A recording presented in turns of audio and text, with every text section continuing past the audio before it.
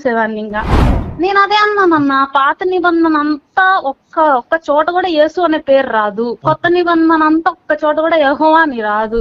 ఏమైంది అన్న నేను ఇట్లా మంచి జరిగిద్ది అది ఇది అని చెప్పి, అసలు మీరు నమ్ముతారు లేదు, మా అత్త ఏం చెప్పేదంటే ఫుల్ 10th month లో కూడా నేను మోకాళ్ళ మీద వంగి ప్రార్థన చేసేదాన్ని. పోయినా ప్రతి మంత్ మా ఆయన శాలరీలో 1000 రూపాయలు ఇవ్వాల్సిందే. 1.5 year నలిగిపోయాను నేను దీంట్లో. ఇప్పుడు నాకు బైబుల్ పట్టుకోవాలంటే నాకు అసహ్యంగా ఉంది. Hi, good morning. నేను మీ మాస్టర్ రాజు.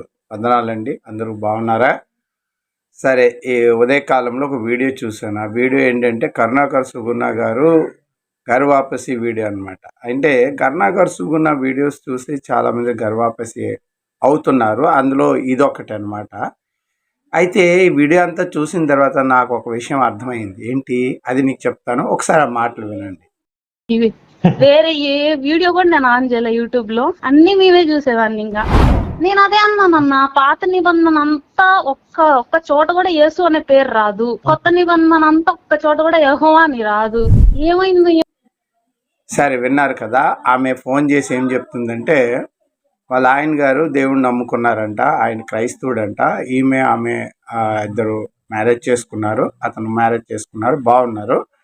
అయితే మరి ఆమె వేసిన ఎలిగేషన్ ఏంటంటే ప్రతి మనిషికి ఏదో ఒక సమస్య ఉంటుంది, ఉండదని కాదు.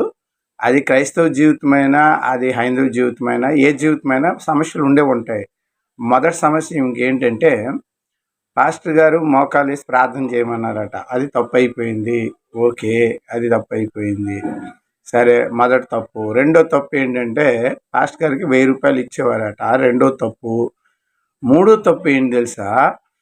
పాత నిబంధనలో యేసు అని పేరు లేదట, కొత్త నిబంధనలో యెహోవా అని పేరు లేదట. అబ్బా, ఎంత గొప్ప విషయం కనుక్కుంది ఏమంటే ఇన్నాళ్ళు రిసెర్చ్ చేసి కనుక్కుంది అనమాట. మా కరుణాకర్ గారి వీడియోస్ చూసి కనుక్కున్న విషయం ఇది. ఓకే, మరి మేము 27 సంవత్సరాల నుంచి క్రీస్తులో ఉన్నాం, మాకు తెలీదు, మీకు తెలుసు.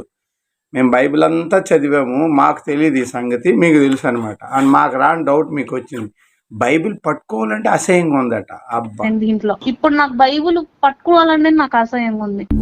దీంట్లో ఇప్పుడు నాకు బైబుల్ పట్టుకోవాలంటే నాకు బా, ఎంత మంచి మాట అన్నావు మా సహోదరి. నువ్వు యేసు ప్రభుని విడిచిపెట్టినందున నీకు వచ్చే సమస్యలు ఏంటి తెలుసా? మీరు ఏదో యేసు ప్రభుని విడిచిపెట్టేసి తర్వాత మీరు ఏదో దేనికి వెళ్ళిపోయి హైందవులోనికి వెళ్ళిపోయి ఏదో బాగా బ్రతికేస్తామని అనుకోకండి. మానవుడు పుట్టుకతోనే మానవుడికి ఉండవలసిన సమస్యలు ఉంటాయి. అది ఎక్కడ క్రైస్తవుల్లో ఉన్నా అక్కడికి వెళ్ళినా ఉంటాయి, క్రైస్తవులు లేవని కాదు. సో సరిగ్గా వీడియో వినండి, చివరి వరకు మీకు అర్థమవుతుంది. ఆ సహోదరి కొరకు ఈ వీడియో చేస్తున్నాను. సహోదరి, మరి నువ్వు అర్థం చేసుకున్న విషయం ఏంటంటే ఏదో యేసు ప్రభుని విడిచిపెట్టేసి కరుణాకర్ గారి వీడియో చూసి నేను విడిచిపెట్టేసి అక్కడికి వెళ్ళిపోయినాను, నా లైఫ్ చాలా బాగుంటుంది అని అనుకోకు. సమస్యలు ఎప్పుడు ఉంటాయి. సో శారీరము బలహీనం కాబట్టి శారీరక సమస్యలు ఉండక తప్పదు. ఆర్థిక సమస్యలు ప్రతి మానవుడికి ఉంటుంది. ఎందుకంటే ఆదాయం కంటే ఎక్కువ ఖర్చు పెట్టారంటే ఆర్థిక సమస్యలు వచ్చేస్తాయి. సో మిగతా ఈ సామాజిక సమస్యలు ఎప్పుడు ఉంటాయి, దానికి ఎవ్వరికి కూడా తప్పించుకోలేము. సరే, ఇక యేసుక్రీస్తుని విడిచిపెట్టినందుకు నీకు వచ్చిన నష్టం ఏంటంటే నువ్వు నిత్య జీవాన్ని కోల్పోయావు అని అర్థం. కాబట్టి ఇది కరుణాకర్ గారి వీడియో చూసి ఏదో నువ్వు గొప్పగా ఫీల్ అయిపోతావు. ఆయన ఎలాగా నరకానికి వెళ్ళిపోతాడు, నిన్ను కూడా నరకానికి తీసుకెళ్ళిపోతాడు. సైతాన్ ఒక ఉద్దేశం ఏంటంటే బైబిల్ మీద అసహ్యం కలిగిస్తాడు, వాక్యాల మీద అసహ్యం కలిగిస్తాడు, అలాగే పాస్టర్ల మీద అసహ్యం, మందిరం మీద అసహ్యం కలిగించి నీకు తీసుకెళ్తాడు. సరే, ముఖ్యంగా నువ్వు అన్ని మాటకి నేను ఆన్సర్ చెప్తాను. ఏంటంటే పాత నిబంధనలో యేసు అని పేరు లేదా? పాత నిబంధనలో యేసు అని పేరు లేదా? అసలు యేసు ప్రభు ఏం చెప్పాడు తెలుసా? పాత నిబంధనలో మొత్తం నా కొరకే రాయబడి ఉన్నవని చెప్పాడు. పాత నిబంధనలో ప్రతి పేజీలో యేసుక్రీస్తున్నాడు. ఆ సంగతి తెలుసా నీకు? ప్రతి పేజీలో ఉన్నాడు, ప్రతి దగ్గర ఉన్నాడు. పాత నిబంధనలో అబ్రహాం యేసు ప్రభుని చూశాడు. ఎలా చూశాడు యేసు ప్రభుని? యోహాను సువార్తలోని యేసు ప్రభు తన సొంత మాటల్లో చెప్తాడు, పాత నిబంధన అంతా నా కోసమనే రాయబడి ఉన్నదని చెప్తాడు. అసలు ప్రతి లేఖనము యేసుక్రీస్తు కోసమనే రాయబడి ఉంది. చూడండి 5వ అధ్యాయము 39వ వచనం, లేఖనములందు నిత్య జీవము కలదని తలంచుచున్నారా, వాటిని పరిశోధించుచున్నారా, అవి నన్ను గురించే సాక్ష్యం ఇచ్చుచున్నవి. చూసారా, పాత నిబంధనలో ప్రతిది కూడా యేసుక్రీస్తు కోసమనే రాయబడి ఉన్నాయి. అర్థమైందా? తర్వాత ఆయన పాత నిబంధనలో పాత నిబంధనలో ఉన్నాడు. ఆయన పేరేంటి తెలుసా? ఆ టైంలో ఆయన పేరు యెహోవా, తన నామము ఆయనకి ఇచ్చి ఉన్నాడు. ఆయన దూతగా ఉన్నాడు అప్పుడు. ఓకేనా? అబ్రహాము సింధూర వృక్షం ఉన్నప్పుడు ముగ్గురుని చూస్తారు. అందులో యెహోవాని చూశాడు. యెహోవాని చూస్తాడు. యెహోవాని ఎవరు చూడలేరు యాక్చువల్లీ, కానీ యెహోవాని చూసినట్లు రాయబడి ఉంది. ఆయన చూసిన వ్యక్తి ఎవరంటే యేసుక్రీస్తు. యాకోబు పెనుగులాడుతాడు. ఎవరితోని? దేవునితో, దూతతో పెనుగులాడుతాడు. దేవునితో పెనుగులాడాడు, దూతతో, ఇద్దరితో ఎలా పెనుగులాడాడు? అక్కడ పెనుగులాడింది ఒక్కడితోనే. ఆ దూత ఎవరు తెలుసా? యేసుక్రీస్తు. కాబట్టి యేసుక్రీస్తు దేవుడు దూతగా కనబడతాడు అక్కడ. కాబట్టి అక్కడ కూడా యేసుక్రీస్తే. అబ్రహాము యేసుక్రీస్తుని చూశాను అని ఉంది కదా. మెల్కీసెదెకు రూపంలో వచ్చినప్పుడు అబ్రహాం యేసుక్రీస్తుని చూస్తాడు. అర్థమైందా? నీకు బైబిల్ తెలియనప్పుడు నీకు తెలీదు, మీ గురువు అయిన కరుణాకర్ గారు కూడా తెలియదు. ఇప్పుడు నేను చెప్పిన ఈ వాక్యాలు నిజంగా రాంగ్ బైబిల్ నేను చదివి వినిపిస్తున్నాను కదా. సరే, ఏ నామంలో యేసుప్రభు వచ్చాడు? యేసుప్రభు పాత నిబంధనలు ఆయనకి ఏ నామం ఉంది? 43వ వచనం, 5వ అధ్యాయం 43వ వచనం. బైబిల్ ఓపెన్ చేసి ఒకసారి బైబిల్ ఓపెన్ చేసి చదువమ్మా. నేను నా తండ్రి నామంలో వచ్చి ఉన్నాను, మీరు నన్ను అంగీకరింపరు. మరి ఎవరైనా తన నామంలో వచ్చినట్ల మీరు అంగీకరిస్తారు. ఎవరైనా తండ్రి నామం యేసు నామంలో వస్తే ఆయన అంగీకరిస్తారా?